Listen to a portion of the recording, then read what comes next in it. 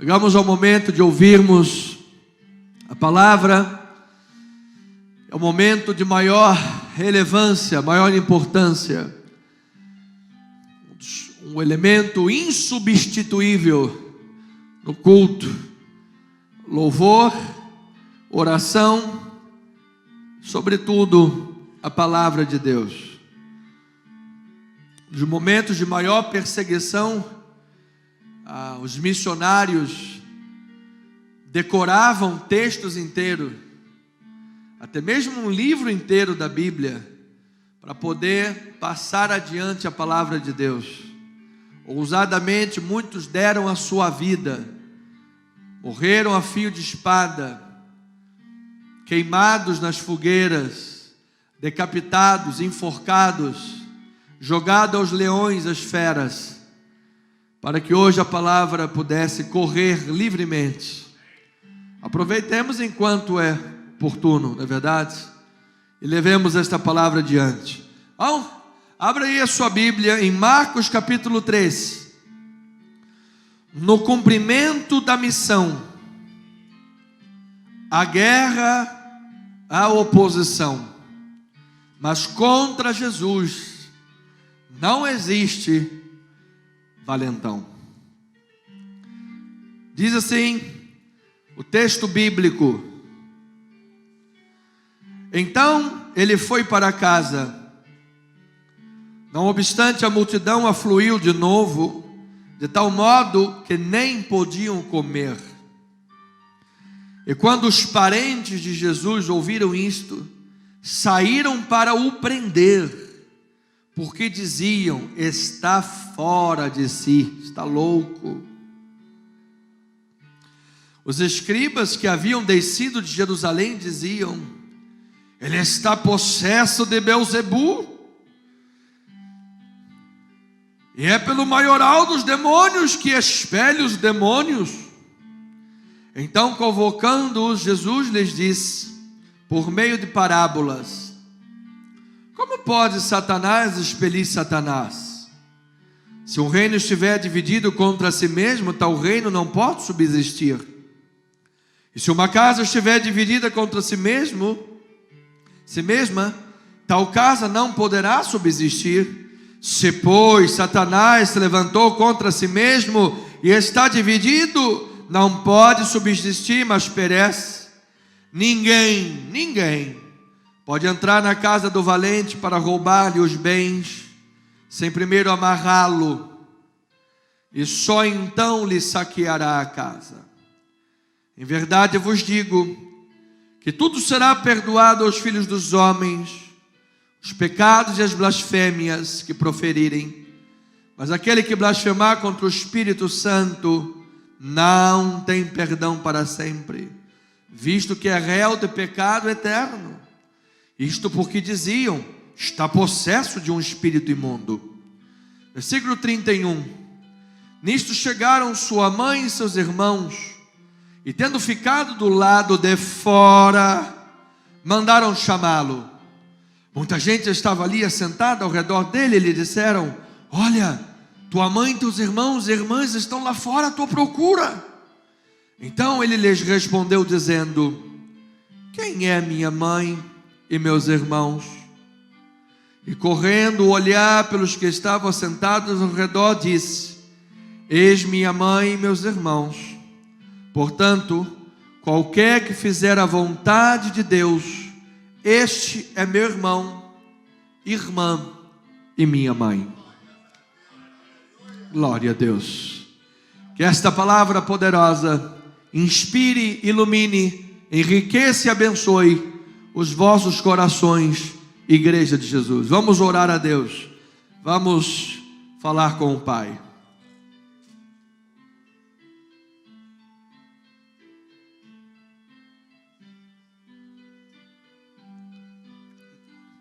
Senhor amado, nosso Deus e nosso Pai, com muita alegria e reverência, santo temor, abrimos a Sagrada Escritura nesta hora, para que o texto, uma vez lido e explicado, possa ser entendido, recebido e posto em prática pelo povo de Deus.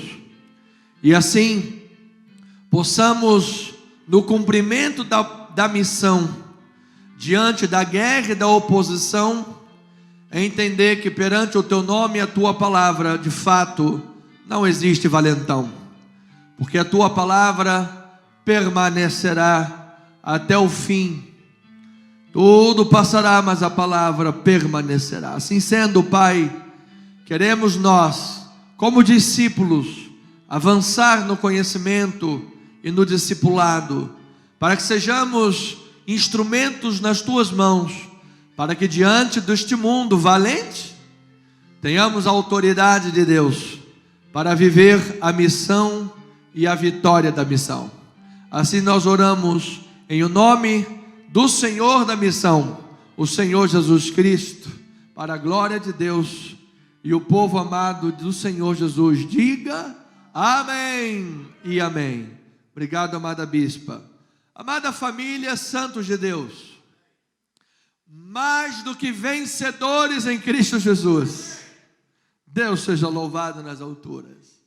Chegamos ao momento de maior alegria, maior fervor para o pregador e para a igreja, que é o momento da palavra ser exposta, ser pregada, em nome de Jesus. Nós temos entendido que Marcos, o evangelista, desenvolve o pensamento em torno do relacionamento de Jesus com 3 grupos distintos. E esse pensamento será durante todo o livro. Todo o livro. E os 3 grupos, primeiro, os discípulos, sempre pensando no compromisso e na missão. Sempre Jesus trabalhando com os discípulos, o discipulado. Como viver o compromisso da missão? Porque não se faz a obra de Deus de qualquer maneira. Não se serve a um rei de qualquer forma. Até o pessoal do outro lado lá entende isso, não é verdade? Dá para fazer as coisas dele lá, eles botam tudo certinho, tem que ser. E às vezes a igreja de Cristo falta um tanto de ordem e decência nas coisas do Pai, na casa do Pai e na vida diária com Deus.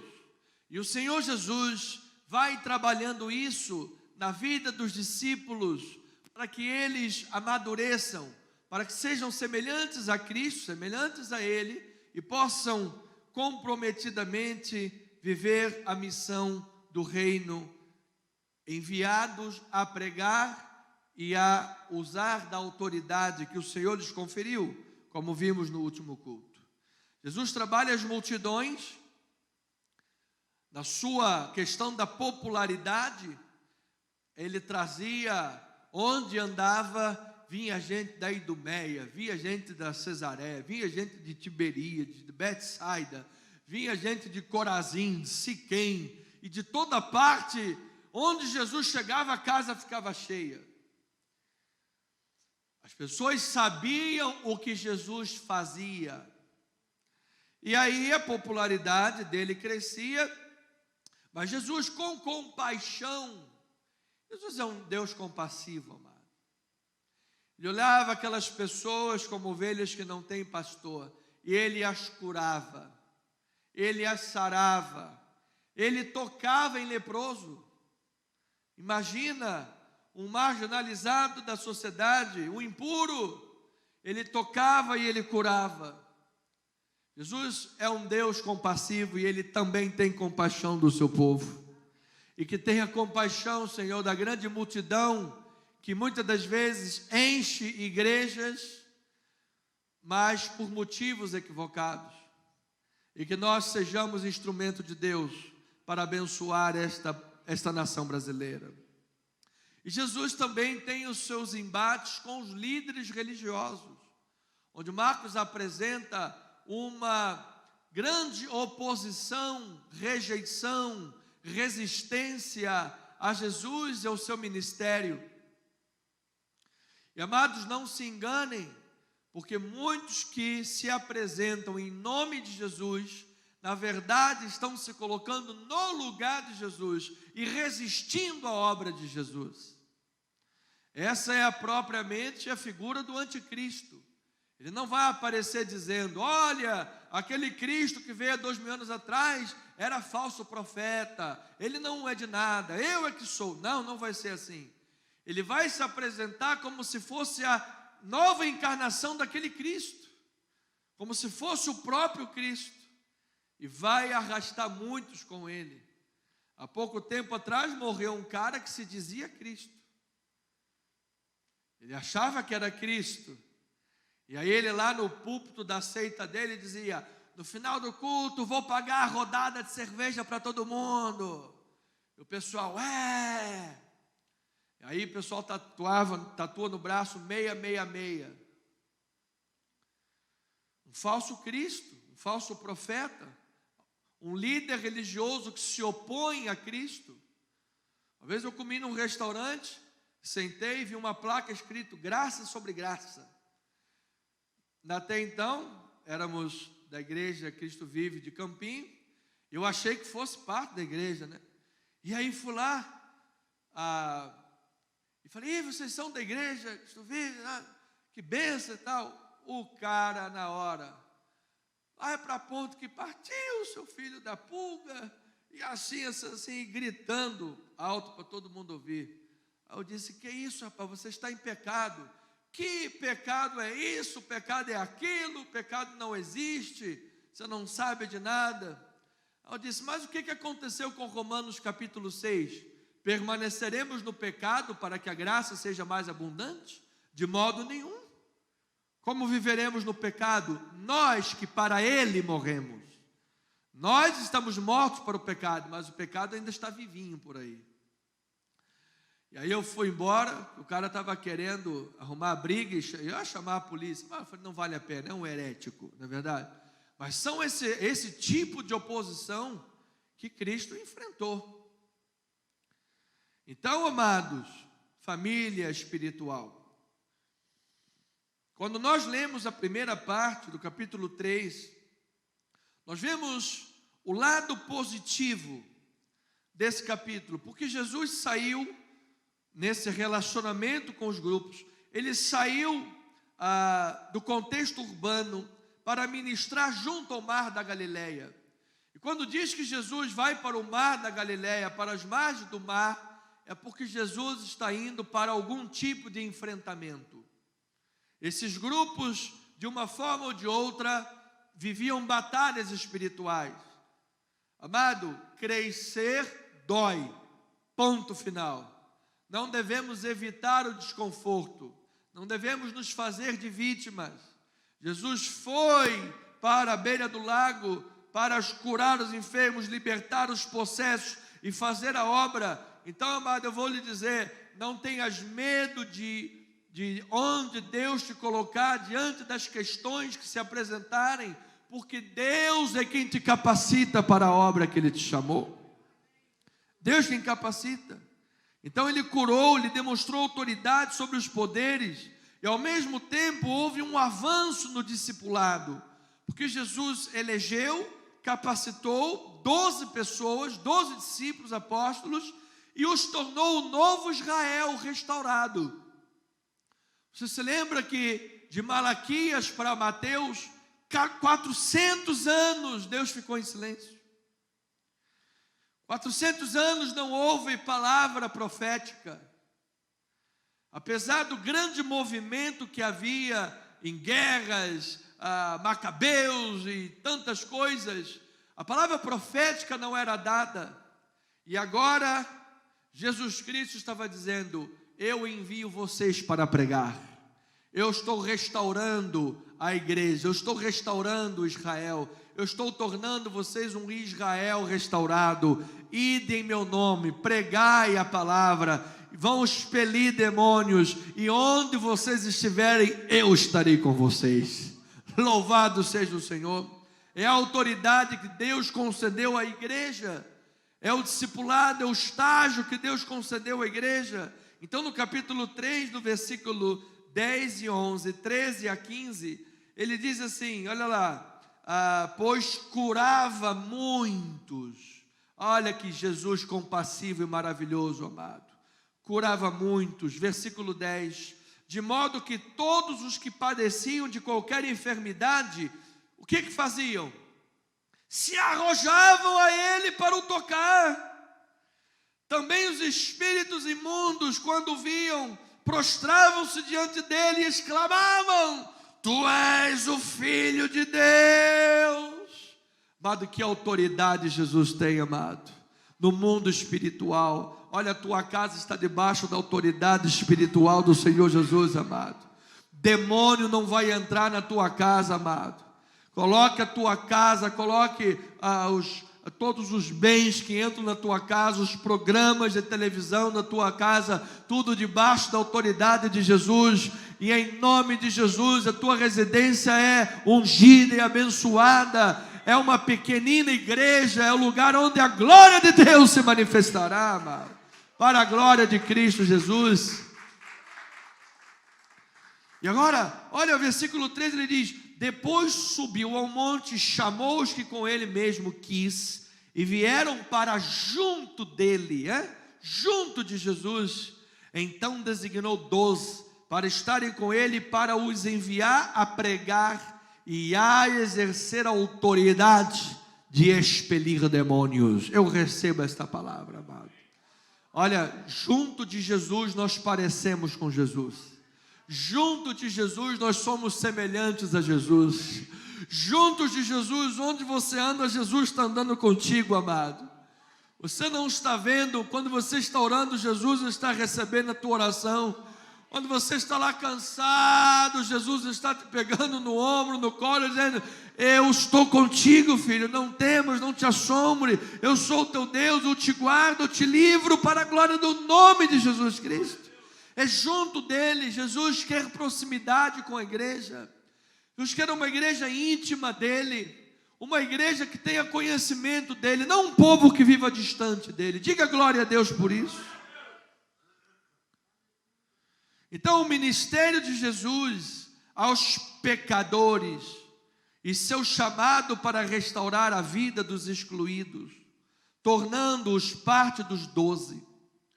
Ouça isso: o ministério de Jesus em busca dos pecadores, o chamado que Jesus desenvolveu para restaurar a vida desses excluídos, tornando-os inclusive parte dos 12 apóstolos, criou complicações para ele, especialmente junto às autoridades.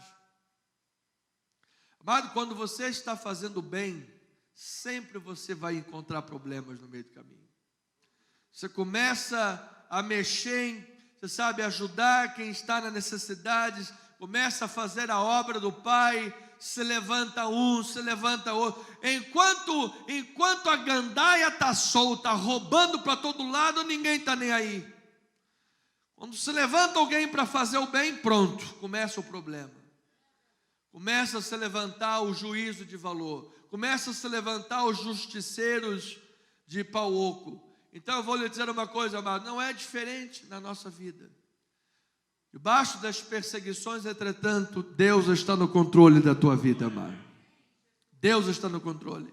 Você veja que a própria família de Jesus, isto aqui é um novo nível de perseguição, amado. Isso aqui é um nível pior de oposição à própria família. Como é que diz o ditado? Santo de casa não faz milagre. Você veja que na própria família, às vezes, o problema, o inimigo mora ao lado, às vezes, diz o ditado, dorme do lado. Graças a Deus aqui na igreja não tem esse problema, em nome de Jesus. Maridos e esposas continuem abraçados e felizes. Ninguém se belisca nessa hora, ninguém cutuca nessa hora, somente espírito de oração, aleluia, glória a Deus. Mas muitas das vezes você veja, Davi disse: o meu amigo íntimo se levantou contra mim. Veja como as coisas acontecem. E a história nos mostra que isto é uma grande verdade. Às vezes uma pessoa se aproxima de você, com o olho no marido, com o olho na tua mulher, com o olho nas tuas coisas. Amado, joga fora esse olho de urubu para lá. Deus tem coisas boas para cada um de nós, amado. Então a própria família, isso o texto evidencia, salta aos olhos, se juntou aos líderes, tentando desviá-lo da missão do reino, tentando desviá-lo do destino divino. Você nota que o texto diz: tua família está do lado de fora, e manda te chamar, manda te tirar do centro da vontade de Deus. Então, amados, ouça, em Cristo, Deus estabeleceu uma grande família, a igreja constituída daqueles que fazem a vontade de Deus. Um ponto importante dizer: isso não joga por terra a família tradicional. A Bíblia toda fala sobre a família. A Bíblia toda diz que a família é bênção do Senhor para a glória de Deus. Mas ela deixa o alerta que quando a família se opõe a Cristo, não tem escolha. Aquele que não deixa pai ou mãe por amor de mim, não é digno de mim. Entende? Cristo está em primeiro lugar na vida do cristão, amado. Acima da família, acima dos laços de sangue, acima dos laços étnicos. Amado, se o Brasil um dia se declarar ateu, eu vou lá na República e dizer: eu sou crente em nome de Jesus, amado. Ah, mas se você é crente, tem que sair do país. Tá bom, cadê a passagem? Estou indo embora. Não é verdade? Não tinha problema. Então, em Cristo, agora, aqui a doutrina, a teologia mostra que Cristo está abrindo mais o leque. Ele está indo além da família do DNA. Ele está dizendo que há uma grande nova família, que é a igreja. Diz também que o cristão precisa estar disposto a enfrentar problemas na família como consequência de seguir a Jesus. Eu estava lendo, amados, um caso de um casal de fé, daquela fé radical, xiita, e o cara se converteu ao cristianismo, recebeu Jesus. A esposa moeu vidro, misturou na comida e deu para o marido, e o cara morreu. E ela foi recebida na comunidade como heroína. Então, amados, isto é uma realidade. Mas eu vou lhe dizer que certamente, assim como Estevão, ele já foi recebido na glória de Deus. Está diante do trono da glória de Deus. Então estejamos cientes que poderemos enfrentar problemas. E o cerne da batalha espiritual que o texto nos mostra é que Jesus amarrou Satanás, amado. Jesus é o valente dos valentes. Ele é o Senhor de toda a guerra. Então estas coisas precisam estar vivas na mente, na guerra espiritual que nós estamos diante, para que não entremos desarmados, não entremos sem armadura, não entremos, achando que nada está acontecendo e que é oba-oba, é vitória, que você só vê, às vezes, igrejas e ministérios que 80% da mensagem, o que é? É uma mensagem misturada com autoajuda, vai conseguir alguma coisa, vai ser o melhor profissional, vai ser o melhor executivo, vai dar bons frutos no trabalho. Isso só tem isso, gente. E cadê Bíblia? Cadê Bíblia? Cadê a realidade da guerra espiritual que o país enfrenta? Quando o anticristo se revelar, você vai continuar falando sobre isso? Quando a grande tribulação chegar, vai continuar falando do executivo, do chefe, do patrão? Gente, que loucura! É preciso alertar a igreja de Jesus do tempo que nós vivemos. A igreja precisa estar preparada. Cristo está voltando, amada igreja do Senhor. E sim, eu creio que no meio disso tudo a igreja vai brilhar a luz da glória de Deus, mesmo sendo perseguida e no meio da guerra. Assim como Jesus enfrentou a guerra, e 2020 anos depois estamos falando em nome de Jesus, no meio da guerra, a glória de Deus vai ser manifestada. Então a ideia central do texto é que a oposição a Jesus entrou numa nova fase. Quando a família de Jesus pensa que ele está louco, literalmente louco, e os líderes religiosos o acusam de estar endemoniado. Como é que foi a resposta de Jesus a isto? De duas formas. Jesus disse que não podia ele estar, em outras palavras, debaixo do controle de Satanás. Por quê? Porque Satanás já estava amarrado. Louvado seja o Senhor. E a verdadeira família é constituída daqueles que se juntaram a ele na missão do reino, na família de Deus. Então, nesta guerra espiritual que você enfrenta todos os dias, em primeiro lugar, Satanás está amarrado, amado. Ele não tem autoridade contra a tua vida. A autoridade de Jesus sobre você prevalece. Viva em Jesus, viva em Cristo, fale por meio de Cristo, ande no Espírito Santo. E quando as coisas estiverem apertadas, e não só quando as coisas estiverem apertadas, em todos os momentos, lembra-te, você tem uma família espiritual. Você tem irmãos de fé. Você tem uma igreja. Então, no cumprimento da missão, é preciso estar ciente que seguir Jesus implica uma possível confusão dentro dos laços familiares terrenos. Uma possível. Então veja isso em Marcos 3, 20 e 21. Diz assim: então ele foi para casa, não obstante a multidão afluiu de novo, de tal modo que nem podiam comer. E quando os parentes de Jesus ouviram isto, saíram para quê? Para ajudar na missão. Para perguntar se Jesus estava precisando de alguma coisa para pregar junto com ele. Para o prender, porque diziam, está fora de si. Mas no original, é como se eles fossem como uma camisa de força.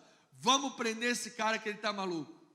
Possivelmente, dizem os teólogos, que Maria, mãe de Jesus, achasse que Jesus estivesse se excedendo. Talvez pensando, dessa forma ele vai adoecer, dessa forma ele não vai aguentar. Porque é difícil conceber uma mulher que ouviu o anjo Gabriel: descerá sobre ti o Espírito Santo, e o poder do Altíssimo te envolverá. E se achou grávida do Espírito Santo, depois acha que ele está louco. Então, os teólogos imaginam que Maria fosse a posição, mas os irmãos de Jesus e os parentes de Jesus, não, muitos deles vieram a se converter só depois. Mas, ao fim, estavam todos lá para, de um jeito ou de outro, tentar desviar Jesus da missão dele. Então, se você está, ou alguém na internet está enfrentando isso, amada igreja, considere que a rejeição é um aspecto fundamental do discipulado. Muitas das vezes nós não sabemos lidar muito bem com o sentimento de rejeição. Ninguém gosta de ser rejeitado, não é verdade?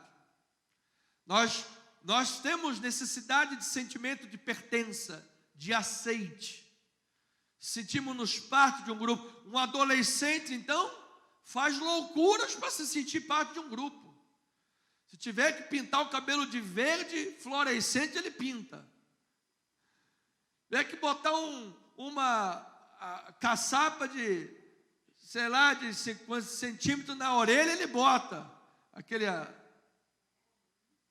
argola. Mas não é pendurado, não, é dentro. Ele rasga a bola lá dentro. Aqui, está aqui no teu grupo, me aceita a mim. Então, amado, é o sentimento de ser, ninguém gosta de ser rejeitado. Mas se você está enfrentando rejeição, amado, isso será fundamental no teu discipulado. Porque se formos chamados para ser um com Cristo, enfrentaremos oposição como Jesus enfrentou. Esteja preparado para a oposição, esteja preparado para a rejeição, amados. Nós estamos vendo quanto o líder maior da nação executiva está enfrentando oposições. Se não tivesse sido preparado, É verdade, nos plenários vazios, sem ninguém lá ouvindo a foto do nosso presidente, ele e as cadeiras vazias. Ele e as cadeiras vazias. Agora, onde o cara passa, tem que juntar todo mundo. E depois o pessoal fala, ele está fazendo o pessoal gastar gasolina. Está gastando muita gasolina. Babando de inveja, está gastando muita gasolina. Verdade, é a oposição. Mas eu creio que nós veremos um país transformado, amado.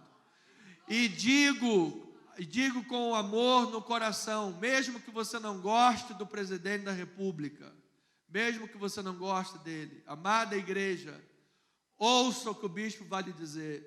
Ou você é cristão, ou você é de extrema esquerda. Nós não podemos apoiar comunismo, extrema esquerda. Onde extrema esquerda entra, acaba a igreja. Acaba a igreja. Se esse povo chegar no Brasil, esse pastor que está falando com você vai perder o pescoço. E depois de mim você vai perder também. Primeiro vai um, mas a fila vai chegar ao teu número.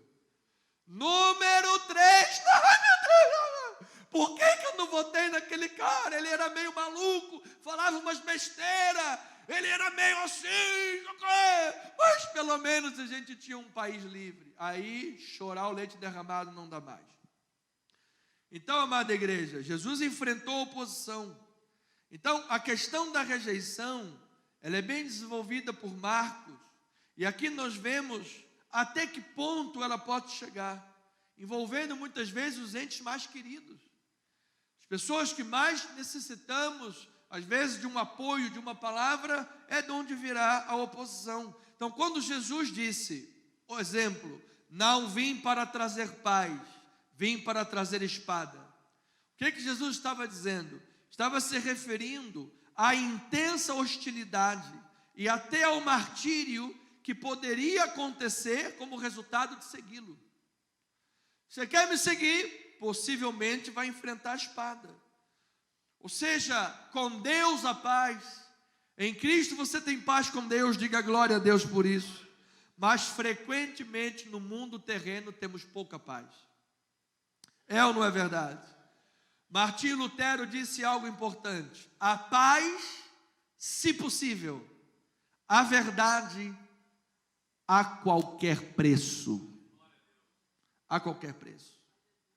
Então, igreja amada, a rejeição é importante no avanço do discipulado. Em segundo lugar, no cumprimento da missão, nós recebemos uma grande bênção. Louvado seja o Senhor. Deus cria uma grande família e põe o nome desta família a Igreja de Jesus, o corpo de Cristo. Ele é a cabeça e nós somos o seu corpo. Veja em Marcos 3, versículo 31 a 35. Nisto chegaram sua mãe, seus irmãos, e tendo ficado do lado de fora, mandaram chamá-lo. Muita gente estava sentada ao redor dele e lhe disseram: olha, tua mãe e teus irmãos e irmãs estão lá fora à tua procura. Então ele lhes respondeu dizendo: quem é minha mãe e meus irmãos? E correndo olhar pelos que estavam assentados ao redor, disse: eis minha mãe e meus irmãos. Portanto, qualquer que fizer a vontade de Deus, esse é verdadeiramente meu irmão, minha irmã e a minha mãe. Então, amados, a igreja é o novo Israel de Deus, a igreja é o povo restaurado de Deus, a igreja é a família cristã, a igreja é o corpo de Cristo. Onde a igreja está, Jesus está presente. Por isso nós podemos cantar: Deus está aqui, aleluia, tão certo como o ar que eu respiro, tão certo como a manhã que se levanta, tão certo como eu te falo e podes me ouvir. Deus está na tua vida nesta hora, amado. Deus está ouvindo e recebendo esta palavra, este louvor. Então, três maneiras, três metáforas, a Bíblia fala sobre o que é a igreja. Primeiro, a Bíblia diz que ela é uma assembleia. Esta figura que Jesus diz, quem faz a vontade do meu Pai é a minha família, meu pai, minha irmã, meu irmão. A primeira instância é uma assembleia, do grego eclésia, ou seja, é aquele que cumpre a promessa, é aquilo que cumpre a promessa abraâmica e une no verdadeiro Israel judeus e gentios que creem. Ou seja, em Cristo Jesus, a parede de inimizade foi derrubada e não existe mais judeu, gentio, grego, romano, troiano, nada disso. Agora todos nós somos um em Cristo Jesus, reunidos no mesmo corpo. É a assembleia, é a eclésia. Segundo, à medida que esta eclésia, esta assembleia amadurece, ela se torna uma comunidade. Nós vemos a palavra, esse espírito de comunidade neotestamentária, comunidade, um grupo de pessoas em concordância, que se preocupam uma com as outras, um grupo de pessoas que deseja estar uma com as outras, é a comunidade.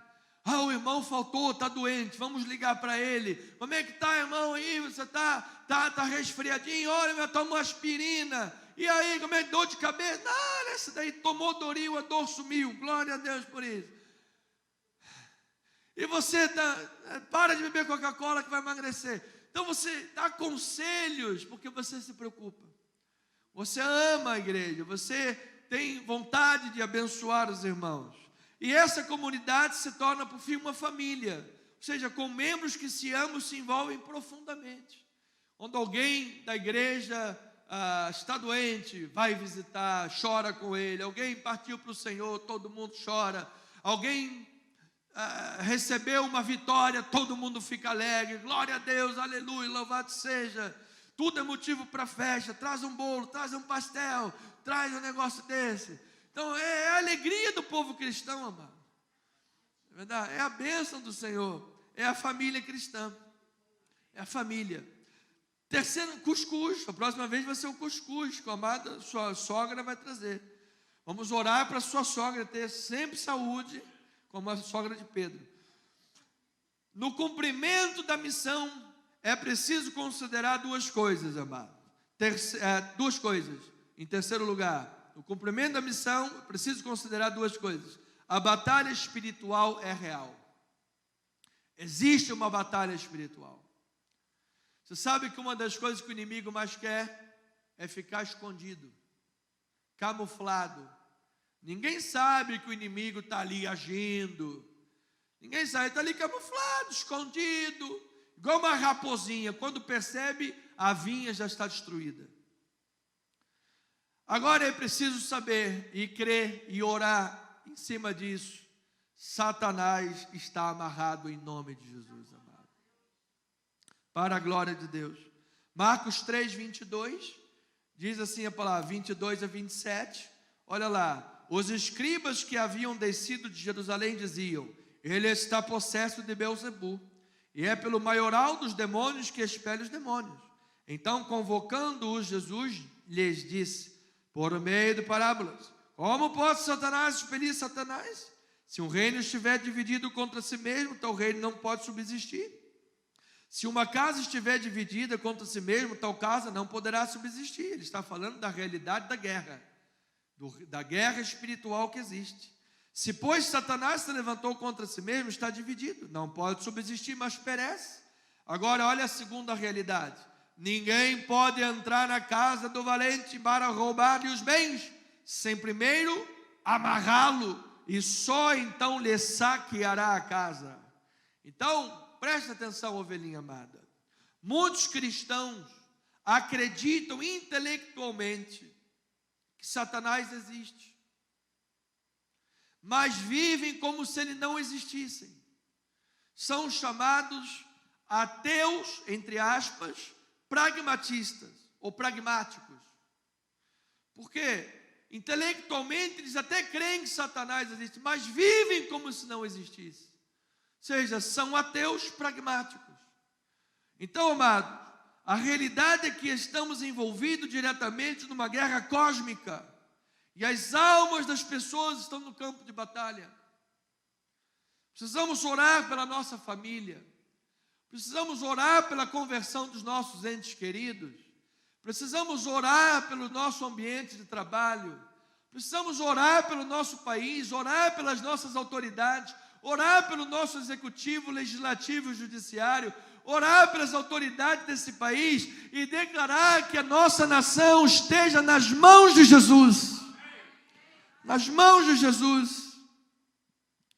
Cientes de que Satanás está tentando agir de um jeito ou de outro. Então o inimigo de nossa alma, ele tem um objetivo: fazer guerra espiritual. Isto é, em primeiro lugar, manter as pessoas afastadas de Cristo.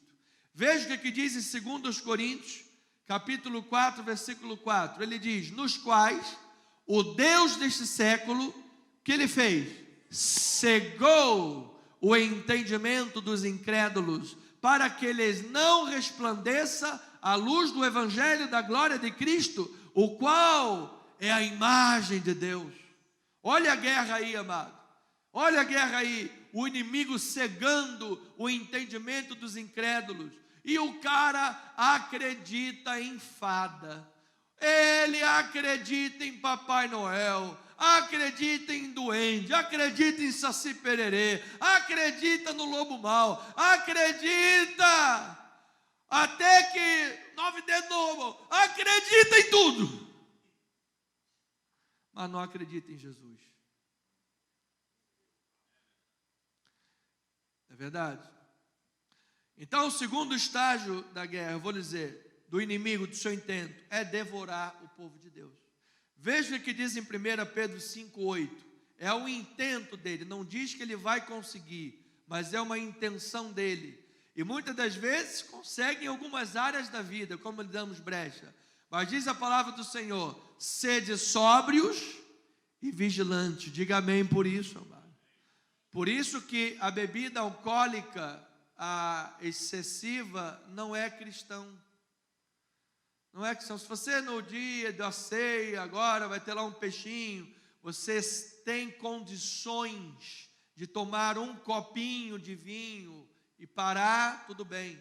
Agora, se você bebe um copinho, depois bebe uma garrafinha, depois bebe a vinha inteira, para. Por quê? Porque nós somos chamados a sobriedade. Então diz: tudo que te tira da sobriedade, te tira, não é de Deus. Então ele diz: sobriedade, sejam sóbrios e vigilantes. O diabo, vosso adversário, o que ele faz?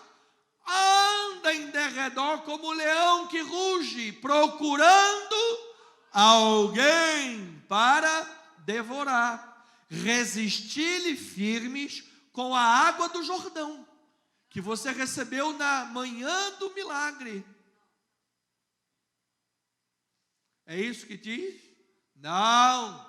Resistir-lhe firmes na fé, certos de que sofrimentos iguais aos vossos estão se cumprindo na vossa irmandade espalhada pelo mundo. Versículo 10. Ora, o Deus de toda graça em Cristo vos chamou à sua eterna glória, depois de ter sofrido por um pouco, Ele mesmo vos há de, olha aí, amado, nessa guerra espiritual, que Satanás está tentando achar alguém para devorar, e muitas das vezes dá uma mordiscada num pedacinho, arranha a pele e a pessoa aparece arranhada. Agora mesmo, eu acordei aqui, no outro dia estava sonhando, aleluia, bateu uma barreira na minha cama, dei um soco, fiquei arranhado aqui. Guerra, até sonhando que ela está em guerra. Mas a vitória já é nossa, em nome de Jesus. Então, olha lá, ele diz: depois disso tudo que você passou, Ele mesmo vos há de aperfeiçoar, firmar, fortificar e fundamentar. Versículo 11 e 12. A Ele seja o domínio pelos séculos dos séculos. Amém. Agora, olha importante isso que Pedro diz: por meio de Silvano, que para vós outros é fiel irmão, como também vos considero escrever, exortando e testificando de novo que esta é a genuína graça de Deus, nela estais firmes. Então, há muitos anos atrás, veio um homem herético, se achando Jesus Cristo homem, dizendo que Satanás não existe, Satanás já não existe tudo mais e tal, que não existe mais pecado, não existe mais pecado, e ele dizia que era a igreja verdadeira da graça de Deus. Há pouco tempo ele morreu. Você sabe, é exatamente isso que Satanás quer, que as pessoas pensem que ele não exista, para poder enganar e ludibriar, e ninguém sabe que é ele que está enganando e ludibriando. Não ignore os desígnios de Satanás, amado. Permaneça sóbrio e vigilante. Deus, resistir firme na fé, e Deus vai te dar a vitória na tua vida, amado. Deus vai te dar a vitória. A questão de Satanás amarrado, você entende que é uma linguagem espiritual. Não quer dizer que ele está com uma corda amarrado. Eu estava vendo um teólogo que eu gosto, ele fazendo questão, porque há um jargão, está amarrado, está amarrado, está amarrado. E as pessoas não sabem, está amarrado, está amarrado. Aí ele disse, espera aí, Tiago disse, resistir firme na fé, que o diabo vai fugir. Se fica dizendo que ele está amarrado, ele não vai conseguir nem fugir. Vai ficar parado lá. Então você tem que explicar o que significa o estar amarrado. Ele está limitado. Ele não pode agir na sua vida se você não lhe der lugar. Ora, se você der lugar a ele, aí você está dando permissão legal para ele agir na sua vida. Então, resistir firme na fé, a vitória já é tua pelo sangue de Jesus. Agora, entenda uma coisa antes de chegar à conclusão. Entenda que em Apocalipse 12, fica evidente que Satanás já foi derrotado, e agora ele age motivado por uma ira frustrada, onde ele tenta de alguma forma dar um troco, causando o máximo de sofrimento ao povo de Deus. Amado, não existe, olha, entenda o que eu vou dizer, Deus não guerreia com todas as armas dele. Se Deus guerreasse com todas as armas dele, não teria guerra. Quem é Satanás? Quem é esse cão desempregado dos céus? Quem é ele? Sai para lá, pulga, mosquito. Não teria guerra. Então hoje é a hora da igreja de Jesus pregar a palavra. Satanás está limitado, porque se ele não estivesse limitado, ninguém se converteria. Se ele estivesse totalmente solto, ninguém se converteria. Ele impediria a todos de estarem na casa do Pai. Ele impediria a igreja de Jesus de avançar. 2000 anos de história, perseguiu, matou, fez, e a igreja continua para a glória do Senhor. Louvado seja Deus. Então, agora ele foi derrotado e age por uma ira frustrada. Ele foi derrotado em 3 estágios. Primeiro, ao ser expulso do céu. Lucas capítulo 10, versículo 18, diz a palavra: mas ele lhes disse, olha o que Jesus disse para os discípulos: eu via Satanás caindo do céu como um relâmpago. Aí Jesus diz: eis aí vos dei autoridade para pisar de serpentes e escorpiões sobre todo o poder do inimigo, e nada absolutamente vos causará dano. Oh, amada igreja de Jesus, Satanás perdeu no primeiro estágio. Quando começou a rebelião dele, cartão vermelho, foi expulso do céu, e a igreja de Jesus tem autoridade para pisar serpentes e escorpiões, e sobre todo o poder do inimigo. Satanás perdeu no segundo estágio, que foi durante o ministério de Jesus.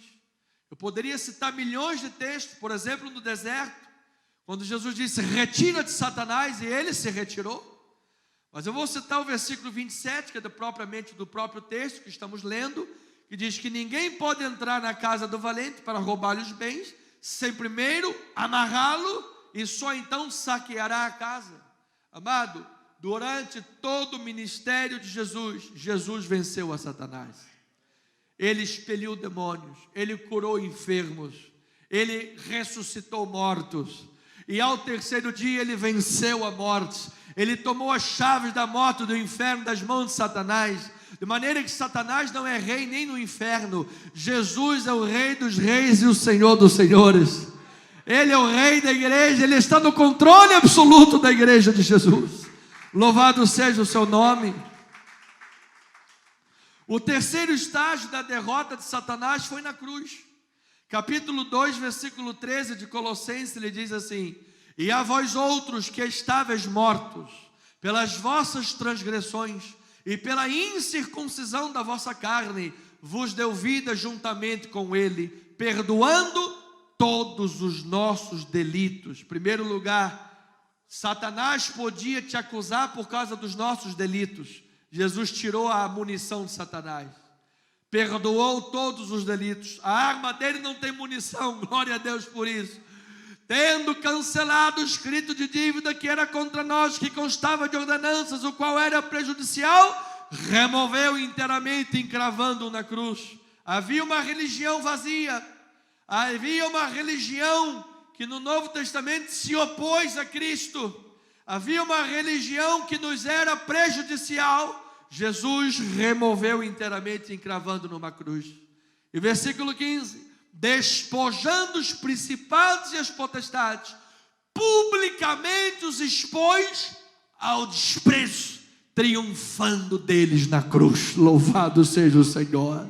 Lá no Gólgota, no alto daquela cruz, Jesus foi ferido no calcanhar, mas Jesus feriu Satanás na sua cabeça, desarticulou os poderes de Satanás, destruiu e limitou os poderes do inimigo, de maneira, amada igreja, que nos três estágios falados, Satanás foi derrotado. E agora, no escatom, no final dos tempos, Satanás e seus anjos caídos serão lançados no lago do fogo para toda a eternidade. Assim, o inimigo está limitado nas suas ações, o inimigo está limitado. E é nas tentações e provações que o poder de Deus em nossas vidas nos dá socorro para as horas de tribulação. Então eu declaro, amado, que não haverá tentação maior do que o suprimento do livramento de Deus na tua vida. Não haverá provação maior do que a glória de Deus que repousa sobre você. Se o sofrimento for maior do que a tua força, então entregue na mão de Deus, porque Deus vai te dar a força renovada.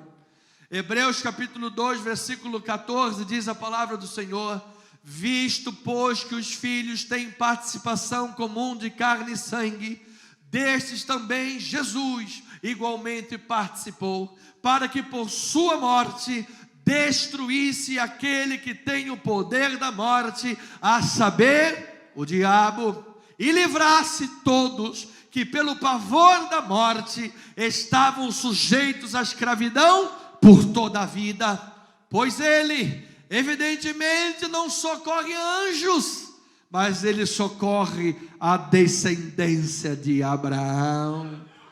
Por isso mesmo convinha que em todas as coisas se tornasse semelhante aos irmãos, para que, amados, ser misericordioso e fiel, sumo sacerdote nas coisas referentes a Deus, e para fazer propiciação pelos pecados do povo. Pois naquilo que ele mesmo sofreu, tendo sido tentado, é poderoso para socorrer os que hoje são tentados também na sua vida, amado.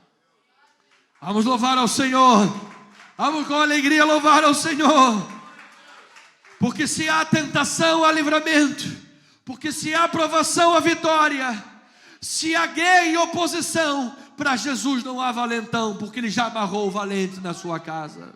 E eu concluo, amada igreja, dizendo assim: no cumprimento da missão, Marcos capítulo 3, versículo 20, diz a palavra: então ele foi para casa, não obstante a multidão afluiu de novo, de tal modo que nem podiam comer. No cumprimento da missão, nós vemos o retrato da intensidade do ministério de Jesus.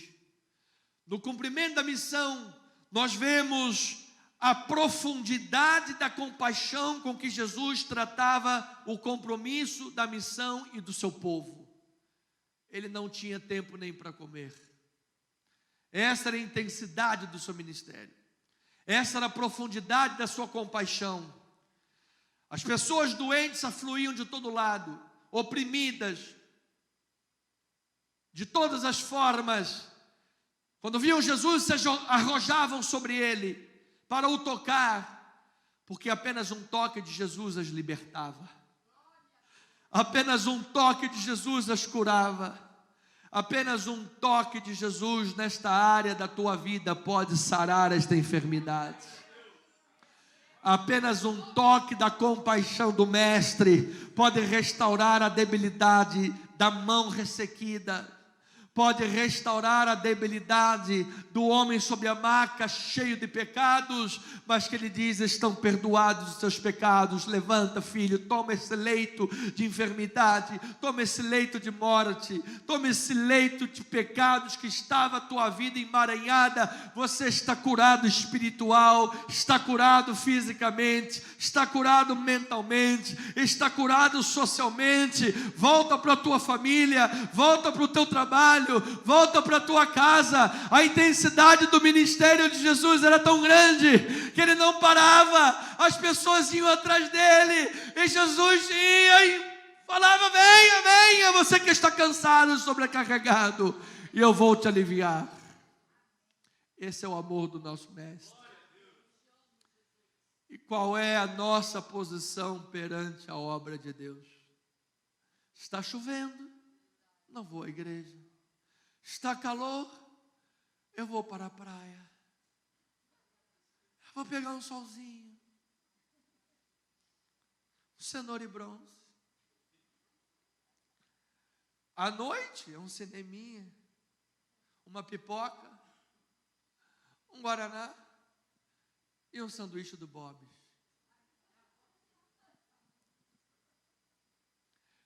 Nós precisamos fazer a obra de Deus com amor e seriedade. Marcos capítulo 3, versículo 35. Portanto, qualquer que fizer a vontade de Deus, esse é meu irmão, essa é minha irmã, essa é minha mãe. Jesus mostra as duas ênfases. A vontade de Deus é um tema central do discipulado no Novo Testamento. Não tem como você ser discípulo e querer fazer a tua vontade. Você só é discípulo se queres fazer a vontade de Deus. Em todas as áreas da vida, o cristão precisa buscar viver a vontade de Deus. Os princípios da vontade de Deus são encontrados na palavra do Senhor. E então, precisamos de fato fazer essa vontade. É o segundo viés da família cristã. Precisamos de fato, se eu conheço a vontade e não faço, maior é o teu juízo. Se você conhece a vontade de Deus e não está nem aí, precisamos de fato fazer a vontade de Deus para que sejamos praticantes da palavra e não somente ouvintes, como exortou Tiago. E por fim, versículo 27 do capítulo 3. Ninguém pode entrar na casa do valente para roubar-lhe os bens, sem primeiro amarrá-lo, e só então lhe saqueará a casa. Pois eu termino dizendo, amada igreja de Jesus, que nessa guerra cósmica que nós estamos diretamente inseridos, Jesus entrou na casa, do grego oikio, mundo. A casa de Satanás é um mundo, o mundo que jaz no maligno. Jesus entrou na casa de Satanás, o mundo, e saqueou os seus bens. Quais foram os bens que Jesus saqueou da casa de Satanás? Toda vez que a Bíblia fala em vasos, está falando de vidas. Por isso nós somos vasos de barro, e dentro desse vaso tem o quê? A excelência do poder de Deus. Mas de fato, muitos dos vasos nesse mundo estavam endemoniados, demonizados, possuídos. E a figura teológica é que Jesus tomou esses vasos, amarrou Satanás e entregou os despojos dessa vitória a estas próprias pessoas que outrora estavam cativas por Satanás. Aleluia, igreja amada. Então hoje você pode ver um ex-alcoólatra dizer: agora eu sirvo a Jesus Cristo. Agora você pode ver alguém que estava na prostituição e nas drogas, no mundão e nas mãos de Satanás, possuído pelos desejos da carne e por demônios muitas vezes, dizer: eu sou um servo de Jesus Cristo, curado, lavado, redimido pelo sangue do Cordeiro, porque Ele, Jesus, amarrou o valente e me devolveu o valor da minha alma, salvou a minha alma, curou a minha vida. Eu sou uma nova criatura em Cristo Jesus. Então, amada igreja, essa é a missão da igreja, é salvar pecadores do domínio de Satanás e devolver a elas o bem valoroso da sua alma, para que saibam que elas pertencem somente a Jesus e possam viver para Jesus. Essa é a tua missão, essa é a minha missão. A nossa missão é salvar pecadores. Que assim seja, assim diz o Senhor.